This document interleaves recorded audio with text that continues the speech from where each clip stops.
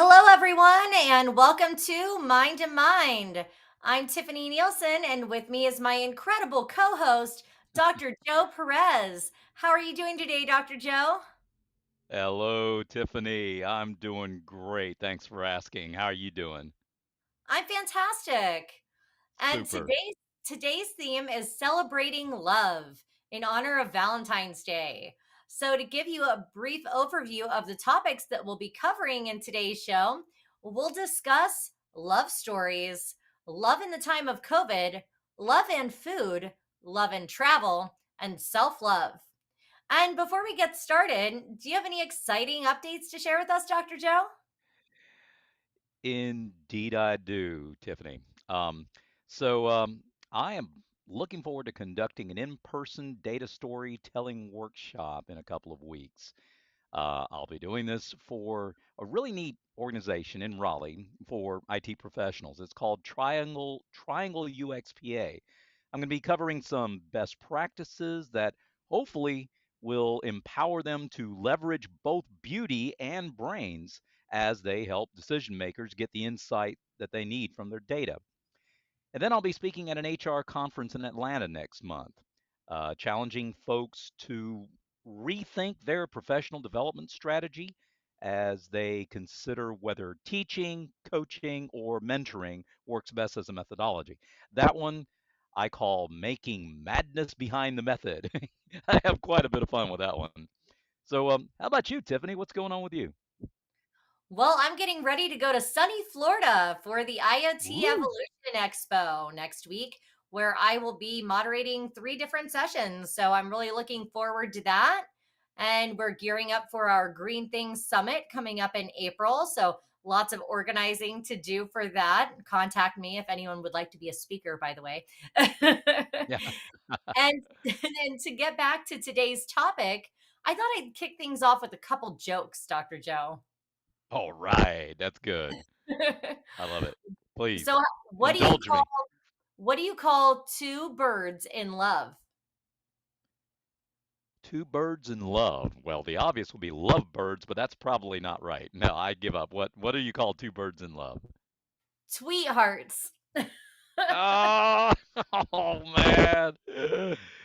Oh boy. Okay. That's Okay, awful, how about but this one? How about this hilarious. I love it. one? Okay. Okay. So what did one watermelon say to the other on Valentine's Day? I'll squeeze you for a seed. No, I don't know. What did one what did one I can't even say it. I'll let you say it. I give You're up. one what did one watermelon say to the other? You're one in Uh-huh. a melon. You're one in a melon. Oh man, that's a dad Okay, joke if I ever heard okay, one. That's just a pretty good. couple more, just a couple more to get Yeah, yeah, everybody yeah. laughing Please. and in good Oh yeah. spirit. Okay. Sock it to me. What do you call a very small Valentine? Valentino? I don't know. What do you call a small Valentine. Valentine? Valentine. Valentiny. I was close. I was close. Valentiny. Oh, that's funny. Okay, just one more, just one more. Okay. All right. Yeah, yeah, What, yeah. what did the ghost say to his Valentine? Um, uh, boo hoo for you. I don't. That's I give up. close. What? You Yeah. look so beautiful. You look so beautiful. Well, I've got some Valentine advice for couples that will be considered funny, and it's like a limerick, classic advice from one named Ogden Nash. He said, "To keep your marriage brimming with love in the loving cup. Whenever you're wrong, admit it. Whenever you're right, shut up." Best advice ever, and he ain't joking. That's great, Dr. Joe. Thanks for that. Yeah, absolutely. All right. Well, next, let's discuss and share some love stories. And one of my personal favorites is based on the life of two real lovers who lived and died for each other in Verona, Italy in 1303. Romeo and Juliet is recognized as one of the greatest love stories of all time. And Shakespeare is known to have discovered this tragic love story in Arthur Brooks' 1562 poem entitled The Tragical History of Romeo and Juliet. hence Hmm. leading Shakespeare to rewrite it as a tragic love story. And so, to remind you, the story is about two traditional families, the Montagues and the Capulets, who cultivated an intense rivalry that went back several years. Romeo and Juliet met at a party held by the leader of the Capulets, and it was love at first sight. And the two discovered they were from rivaling families, so they had to marry in secret. However, Romeo unintentionally becomes involved in a fight with Juliet's cousin, Tybalt. And at first, the young men didn't respond to any provocation, but when he saw it was his good friend Mercutio dead, he killed Tybalt as revenge. Not a good way to start a relationship. This No. death fuels the hatred between families, and the prince of the city banishes Romeo. And the old Capulet was unaware that his daughter was married to the enemy, so he arranged for her to marry Perez. Shortly before the ceremony, Juliet was advised by Friar Lawrence to drink a potion that would commit her to an artificial death. Meanwhile, Romeo would return to remove her from the grave of the Capulets as the effects of the potion would expire. However, like in many relationship, there is a clear case of miscommunication, and Romeo finds out about Juliet's death does not find out about Juliet's, or he finds out about Juliet's death, but he does not get the message from the friar. So, despite this, he ingests the poison potion at her tomb and dies next to Juliet. The young woman wakes up and realizes what has happened, and as you know, she takes her own life with Romeo's dagger. And the two are found there dead Oh. together, poetic and dead, shaken by tragedy. The two families reconcile, but at what cost? And this Yeah. is a beautiful story, and I absolutely loved the movie. But it's full of so many messages. I mean, communication is key. Just look at how bad Yeah. miscommunication just ruined everything here. And see only love. I mean, they were able to see past the family's rivalries and get married. And the importance of honesty and transparency. Man, is that important these days. And there were many more lessons as well. But what are your thoughts on this love story? And do you have any others to share, Dr. Joe? Oh man, I tell you what, that is a true classic, Romeo and Juliet. It is a classic. It's uh, beautiful. It's sad all at the same time. I mean, you know what? Tragic and beautiful. That's probably why they call it a tragedy. And I agree, a lot of good lessons there for to learn. But answering your question about other love stories, I believe this one has a much happier story than Romeo and Juliet. It's a war love story. A couple named Anne and Walt Sundquist, who were high school sweethearts in California. They married just before Walt was deployed to Europe to fight in the war, World War II, that is. And Anne used to write to Walt every day while she was away, and she kept all of his letters that he had written her. Now, as the story goes, Walt was eventually captured by the Germans and held as a POW for about 2 years. And during this time, Anne, in spite of it all, never gave up hope that Walt would return and they'd see each other again. So she kept on writing him every day, sending her letters to the Red Cross with a hope that somehow they'd eventually reach him, the letters, that is.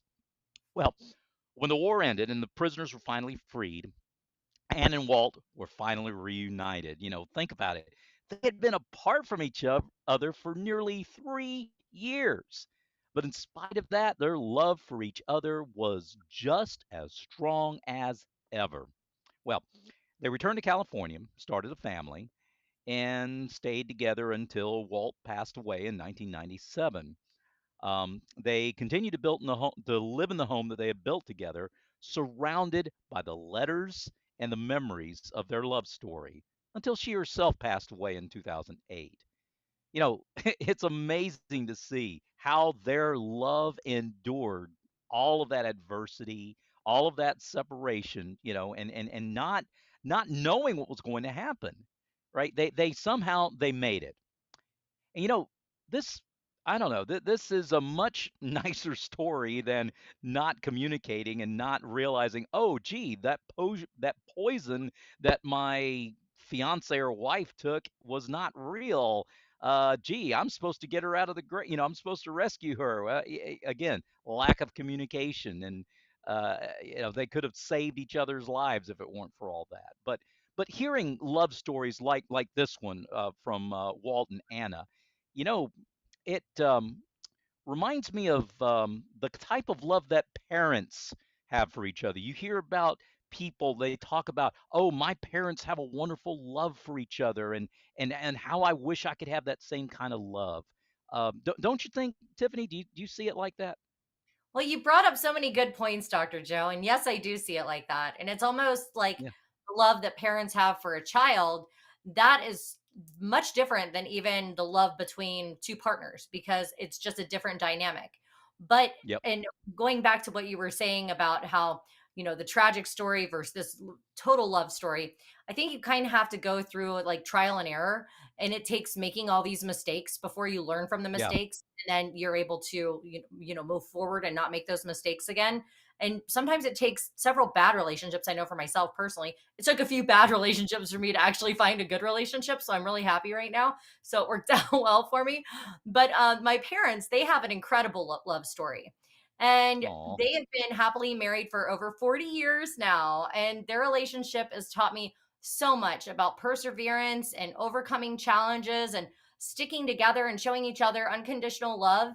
And our entire family has just been a family unit, and they've really just stuck together, and they've shown us unconditional love in so many ways. So thank you, mom and dad, if you're watching.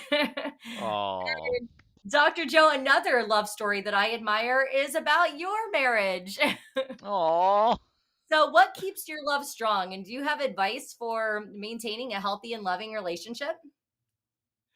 Oh, Tiffany, that is so very kind and sweet of you to say. Well, okay. I can still say, after being married to my own sweet Diana, who, well, she just happens to be the most amazing human on the face of this earth or any other earth, that she is absolutely the best gift that God ever gave me. I wouldn't give a plug nickel for a man that didn't feel that way about his wife. And you know what? It's because of God's grace that we have stayed together these, let's see, not quite 40, but it's 30 years, 7 months, and 24 days. Hey, it kind of helps when you're married not only to your soulmate, but also to your very best friend. And, really and truly, Tiffany, maintaining a healthy marriage is closely related to maintaining a healthy friendship. Now, I suppose if I had to put my finger on it, I'd say that it has to start with open, honest, transparent communication. We've already talked about that, right? Has been mentioned with Romeo and Juliet. Good communication, I believe, is the foundation of any strong relationship. Diana and I mean, we make a conscious effort to listen to each other, to be open and honest, to express our thoughts and feelings clearly to each other. Don't keep things bottled up inside of you because when you do that, you're going to do one of two things. You're either going to clam up or you're going to blow up, and you don't want either one of those things. Um, Another thing that we've learned over the years is to compromise. You know, Tiffany, in any relationships, there's going to be conflict. You can't avoid that. There are going to be disagreements, but it's important that in spite of it, to compromise and find solutions that work for both parties involved. Don't always insist upon your own way, that kind of thing. See, Diane and I try to strike a happy medium, and I'll be honest with you, we may not always succeed, but we always try. We don't leave issues unresolved at the end of the day. Do not go to bed angry with each other. Do not carry a grudge to the next day. Resolve it before you go down for the night. Here's another thing. It's a thing that psychologists and counselors, I think they call it emotional intimacy, something like that. I think that's another key to a healthy relationship. We take time to connect on a deeper level when we share our thoughts, our feelings, our experiences with each other. The more connections that we make with each other, the deeper those connections tend to be, and the more in tune that we become with each other's emotions, the patterns that we see. Another thing, appreciation. All right, we um we acknowledge and show appreciation. Not only what each of us does for each other, there's more to it than that. We specifically express appreciation for each other as a person. It's like saying, I appreciate you just for being you, period. Expressing gratitude like that and showing it in tangible ways too. Okay, that helps build a strong emotional bond. Strengthening that emotional intimacy I was talking about a minute ago. And then we recognize that even though we are one with each other, one flesh, we also acknowledge and maintain our own individuality. Okay, we're both Christians, that's well known. And we acknowledge the biblical teaching that married couples are supposed to be one flesh. That's a great concept. United in purpose, united in goals, in love, in thought, in sympathy, in compassion, and in every way imaginable. You are united. You are one in that sense, yes. But at the same time, we're still distinct individuals. We have differing needs, different personalities, different career paths. I'm technical, she's HR. And to the extent that we're able to balance that necessary united oneness on the one hand with a recognition of our distinct individuality on the other, you see, that's that's the extent to which we will deepen our understanding of each other and how we can best place each other's needs above our own. Now, with that being said, we need to be supportive. We need to be there for each other, both during good times and bad times. And believe you me, Tiffany, the 38 and a half years we've been together, we've been through a number of deathly scares. We thought we'd lose it.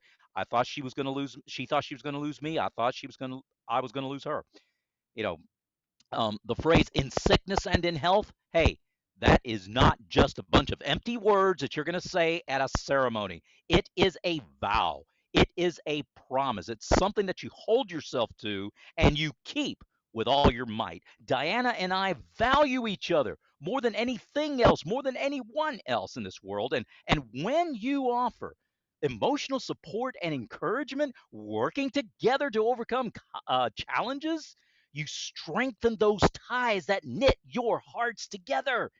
And you do it with mutual respect and love. You learn to cherish each other as a treasure beyond measure. That's what I call her, my treasure beyond measure. We can truly look into each other's eyes and say with complete honesty, you are my life. In my case, there's a reason why life rhymes with wife because she absolutely is my life, and she tells me the same thing. It makes me want to cry. I mean, but finally, last thing, we laugh, we have fun with each other. Don't take life too seriously for crying out loud.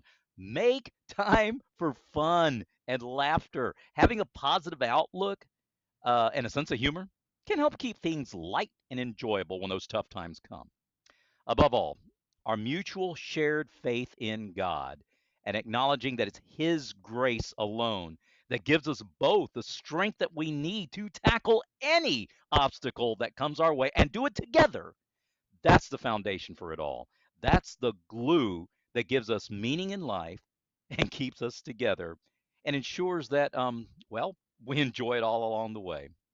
That's what I would say. How about you, Tiffany? What? Dr. Joe, that was so beautiful. I mean, I Ah, was so getting a little teary-eyed over here. That was yeah, just yeah. amazing. So You're and I can sweet. You're totally kind to say that. heartfelt. It came from the heart. So I'm so Yeah. happy for you and your wife that you've found that kind Thank of you. love. And I couldn't agree Absolutely. more on the how important it is to laugh and have fun with each other. And yes, you can't take things too seriously. So Yep. kudos to you for keeping it together for that long. And I wish you an entire lifetime together. So. Thank you, ma'am. Thank you so much. And next, that's kind of a tougher topic here. The love in the time of COVID. Oh man. Oh, Uh-oh. wow. Well, how do couples and families adapt to such strange and unexpected, such a strange and unexpected turn of events? I mean, it really took a weird turn. And first of Yeah. all, now you're together all of the time because of the lockdown. I mean, that's a big adjustment for people that had jobs where they didn't see each other too much. Now they're in the same house constantly. That's got to cause some internal stress in the household. And that alone was such a huge adjustment for people. And although now the restrictions have lessened, many are still working from home and are still together a lot more than what they had been before. And the lockdowns may, for some, may not have meant that they were with someone all the time, but that they were by themselves all the time, which is Mm, what happened to my grandmother. And above anything else that she had wrong with her health wise, I truly feel that loneliness was why she passed away in the end, because after moving to this elderly care facility, she wasn't able to be surrounded by her friends in the building. She wasn't able to see us or the rest of the family. She wasn't able to have visits, and the phone can only do so much. So it became difficult. So, but COVID also caused this sense of fear and social yes, isolation. It just demanded for social isolation. And so the opposite of fear is love. And that's what people yes, need more of. And people continue to need more of it because people are still isolating themselves as a result of COVID. And it's still something that we're going to have to break free from. And what can help us do that? Love. And COVID definitely put love to the test. It demanded strength and resilience in order to survive hmm and to love. So, what are your thoughts on this, Dr. Joe? yeah. You as usual, you hit the nail on the head. Couldn't agree with you more, Tiffany. Um, although, how shall I say this? COVID is pretty much behind us. I think most of us would agree to that. Even though we need to consider, at least I do, think we need to consider what relationship experts have said on how the pandemic affected relationships and what couples did to help maintain a healthy relationship while being in quarantine. Now, granted, I'm sure COVID-19 pandemic had a significant impact on relationships, as you mentioned. Many couples had to face new challenges while being in that quarantine. I remember watching a number of news reports in which relationship experts had reported an increase in stress, anxiety, all the things you mentioned, conflicts among couples due to factors like financial insecurity, isolation, increased time spent together, which you mentioned. In fact, there was this one study that investigated the effects of the COVID 19 pandemic on relationships. It was conducted by researchers at the University of Oklahoma. It was published in the Journal of Social Relationships or something like that in 2020. It surveyed more than 1,000 adults in the US, found that couples who were already experiencing relationship distress before the pandemic reported a significant increase in relationship problems during the quarantine. Okay. However, the study also found that couples who already had strong communication skills that we keep harping on, right, for a good reason, that and a positive attitude towards a relationship to begin with are much more able to cope with the challenges posed by the pandemic and still maintain a healthy relationship. The results suggest that it behooves couples to have open and mutually beneficial communication, that positive outlook that we were talking about, on their radar for their relationship, especially during difficult times, such as a pandemic, which was unprecedented. Well, not totally unprecedented. The last time there was one was like 1908. Nobody alive today in a relationship like that, would have remembered the Spanish flu of 1900. That's the closest reference we have. See, it was important for couples to seek support and help from relationship specialists and counseling services and things that they needed to help navigate through the challenges that were posed by the COVID 19 pandemic. But you know what, Tiffany? Even now that I believe, we're out from under the pandemic, there's other traumatic things that come up that are still going to trigger stressors within a relationship. Things like financial difficulty, separation, right? There's a sick parent out of state that one of them has to take care of while the other one stays home, or maybe there's an unavoidable work trip that takes them apart, okay? There's a whole host of things that can do that. Look, pandemic or no pandemic, I still keep going back to what you and I both have harped on, right? Keep those communication lines open, right? Communicate effectively, maintain intimacy, try to stay connected any way you can, even while being physically apart. Thank you, Dr. Joe. And that is a lot to take in and a lot to consider. And I mean, some people have even lost loved ones and maybe they lost their significant other, which, that Yeah. makes it more difficult to love again with the fear that COVID instilled. So do your best to rise above it and show love because you got to show your loved ones that you Yes. do love them in case something would happen to them. So Exactly. next, let's pick up the pace a little and talk about love and food. Who doesn't love food? Ah, And I do. sharing a meal together is a great way to show and express love, whether that's Yes. going out to eat together or cooking a meal for your significant other, even a family member, whoever you like to show love to, even a pet. I know personally, my cat seems to show affection to whoever it is that happens to feed her. So Oh, even yesterday, our good friend Jacob happened to stop by and the Chewy box was out front with 3 boxes of cat food in it. So I let him take yay. credit for it and bring in the box. And she was lovey dovey all over him because she was like, oh my gosh, he brought me 3 boxes of fancy feast. She was thrilled. But, and it just goes to show that people love when you feed them because it's an expression of love. And I'm sure you've heard the phrase cooked with love. And sometimes Yep. I remember being at my mom's house, my grandma's house, and just the way that they cook things, I can taste the love. You can see how much Mm. effort someone puts into the food, and it just makes it taste better. It makes you appreciate it more. And so, Dr. Joe, what are your thoughts on the psychology of food in the context of love? Okay. Food is often associated with love, as you correctly said, especially when it comes to things like the shared meals that you talked about, special occasions. The act of cooking and sharing food, as you mentioned, is a form of sharing, caring, nurturing, and has been shown, mm, excuse me, as being a good sign of to increase feelings of closeness and intimacy. Additionally, the pleasure and satisfaction that comes from eating really good tasting food can be enhanced when sharing it with someone you love. For example, a couple might choose to cook a special meal together on a regular basis. I don't know, maybe once a week. Okay, special occasions. It can give an opportunity to experiment with new recipes, try new ingredients.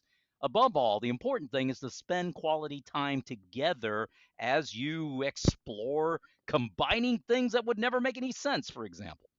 By making food preparation and consumption a shared experience in and of itself, couples can strengthen their relationship and create positive associations with food, which I think would ultimately enhance their overall enjoyment of the meal, not to mention they're enjoying their time together even more. There was a study conducted by the University of Buffalo back in 2013 that investigated the impact of sharing a meal on romantic relationships. The study participants were asked to share a meal with their romantic partner and then report on their feelings of intimacy, satisfaction, and affection towards their partner. The results of that study showed that who shared a meal together reported higher levels of satisfaction and affection in those same three things, towards their partner, compared to couples who did not share a meal. Now, on top of that, the study also found that the presence of food cues, okay, the sight and smell of the food itself, right, highlighted the participants' feelings of love and affection towards their partner. And, this seems to support the idea that food and love are strongly linked together somehow in our minds. The mere presence of food can potentially enhance romantic feelings. Now, with my wife and me, personal example, I cook my little sandwiches on Friday nights. That is actually a tradition in our home. Friday night little sandwiches from Dr. Joe. I cook them all myself. Serious. It's a fun time. Diana will instead of me helping her in the kitchen, she's the one helping me in the kitchen. Getting all the ingredients together. I have a step-by-step process. I'm a programmer, right? So I have to follow a certain set of procedures to get those little sandwiches grilled to perfection, just right. Anyway, back to the study. The evidence for the role of food in enhancing relationships is very clear, and it highlights the importance of sharing a meal and fostering intimacy and affection among couples. Okay, this research is valuable because I don't know, it helps us to better understand the psychological connections behind it and the associations with love and food. Quite frankly, it also provides practical advice on how couples can use food to strengthen that relationship. However, there's a flip side to this, okay? Food can also be a source of conflict if you think about it. Okay, issues like differences in dietary preferences, unhealthy eating patterns from one or the other, that can cause tension and even lead to argument if you're not careful. So, the way that people can sometimes use food to cope with emotions, you know what I'm talking about, things like overeating, right, restrictive diets, that sort of thing, binge eating or whatnot, that can be a source of frustration.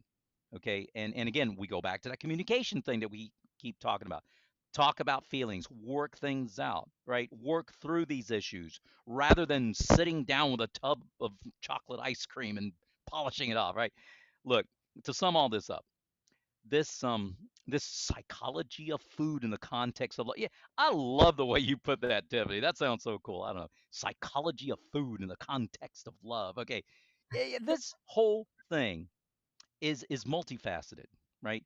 Food can bring couples closer together and be a source of pleasure, but if you don't watch out, it can also cause conflict and tension. Now, in my experience, I got a lot of it. Doesn't make me an expert; it just makes me experienced. Okay, um, in my experience, I think it's important for us to be aware of your own relationship with food, okay, and how it might just impact the relationship with the other in the couple, the partner, right? And to be sure you communicate openly and respectfully about needs and preferences. After all, isn't open and transparent communication one of the major pillars for a good, solid relationship anyway? As many times as we've said that in our show today, hey, uh, it's a thing that we need to remember. Tiffany, how about you?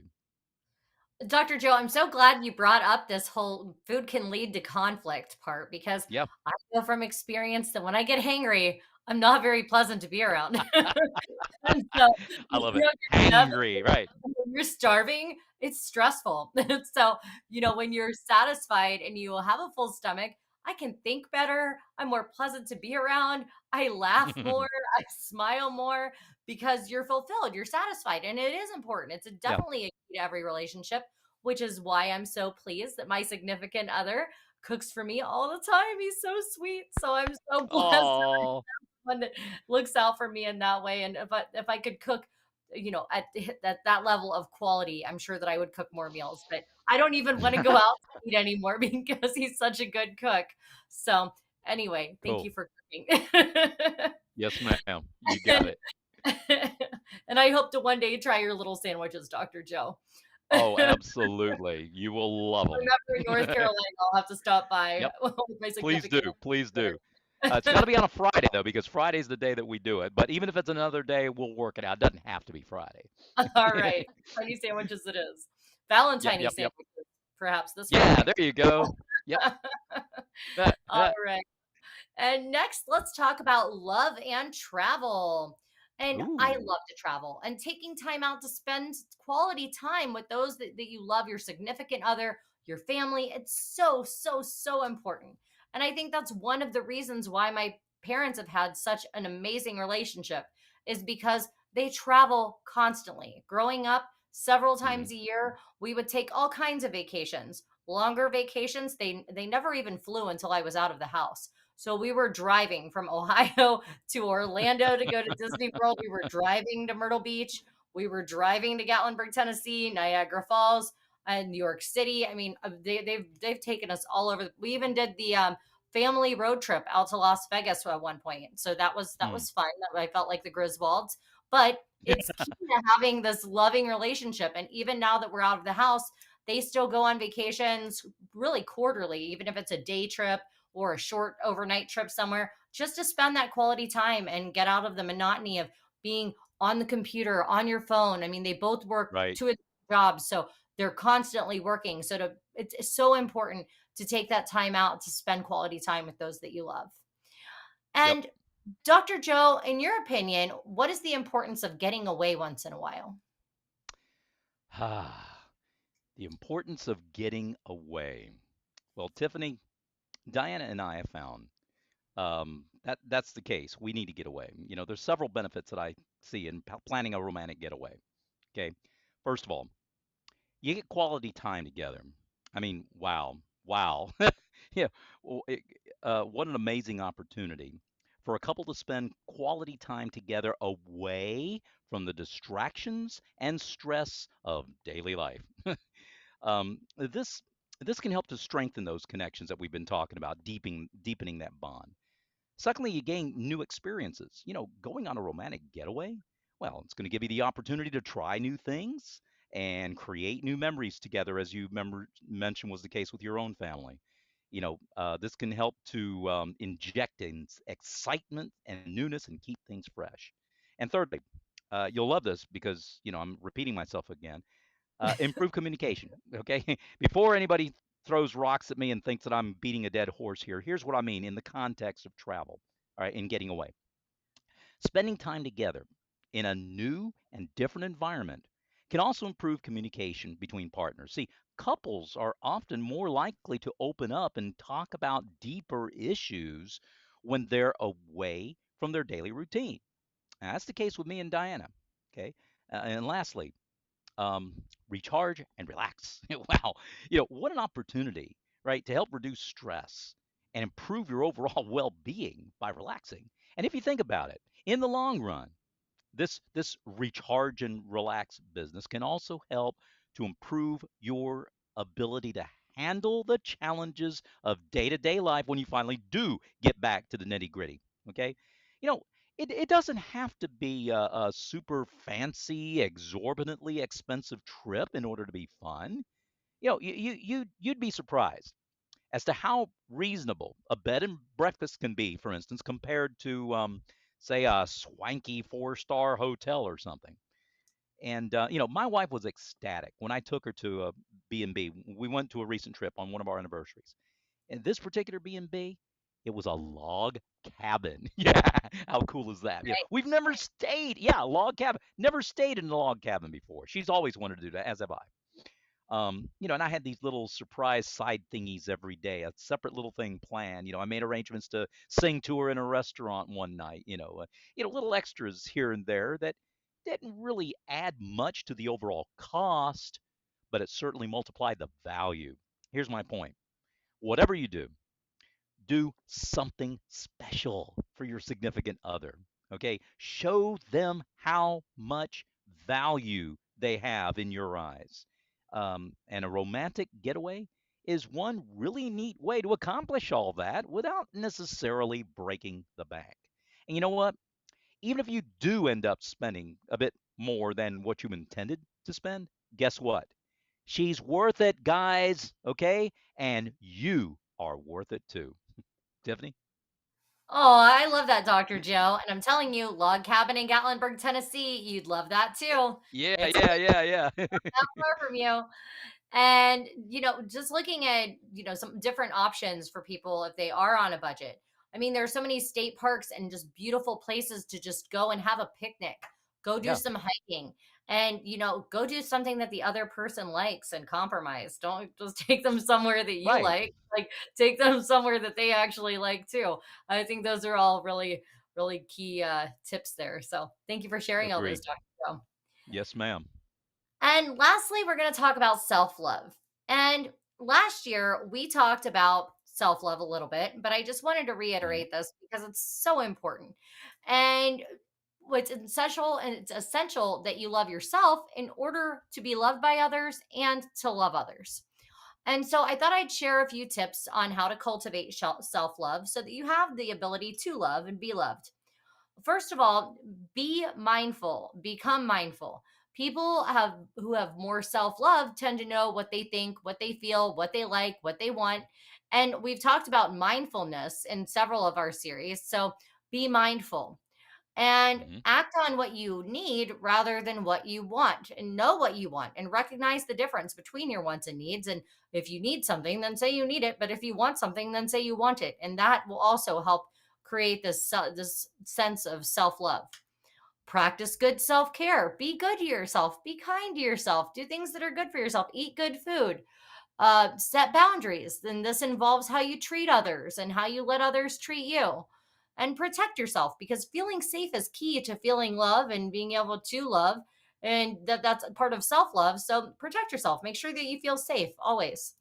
And don't put yourself in dangerous situations. Yeah. And forgive yourself. And this is so, so important. And sometimes it's hard to do because maybe you've made a mistake and then you want to blame yourself or shame yourself. Well, you're going to have to do it healthily, and you got to, forgive yourself in a sensible way and realize, hey, I made a mistake, and then don't make that mistake again. But don't Right. sit there and beat yourself up over it to the point where you're not loving yourself, and then you can't be loved by others and you can't love others. So that's another tip. And live intentionally. And we talked about this on one of our Mm. episodes before as well. But when you live with intention, you're creating your own story. And one of my favorite phrases that I like to live by is live the life you love and love the life you live. And if you I live by like that, that. your life will be so amazing. What are your thoughts on self-love, Dr. Joe? Yeah, boy, I tell you, you said it. This is part of a foundation for a healthy and fulfilling life, as you mentioned. When a person has a strong sense of self-love, again, as you mentioned, they're better equipped to handle life's challenges, to handle relationships, and pursue their own goals and aspirations. Okay. To some, it might sound selfish when you say it like that, but I see several benefits to it. Okay. Things like improving self esteem. I've heard it said that self love is closely tied to self esteem. Okay. When a person loves and values themselves, their self esteem and confidence are likely to increase. And that's going to make a positive impact not only on themselves, but on others. Okay. It fosters better mental health. People who love and respect themselves, well, I believe they're less likely to experience negative thoughts and emotions. But when they do, even when they do, they're better able to deal with them. Things like anxiety, depression, self-doubt, and so on. Talking about relationships, okay? It also results in more fertile relationships, if it will. People who love and respect themselves are more likely to attract healthy and fulfilling relationships, and they're more likely to treat the other person the way they would like to be treated, the golden rule, right? They're not going to tolerate being mistreated or staying in an unhealthy relationship or mistreating others for that matter. There's increased resilience. You mentioned that as well, Tiffany. And people who have a strong sense of self-love are more resilient.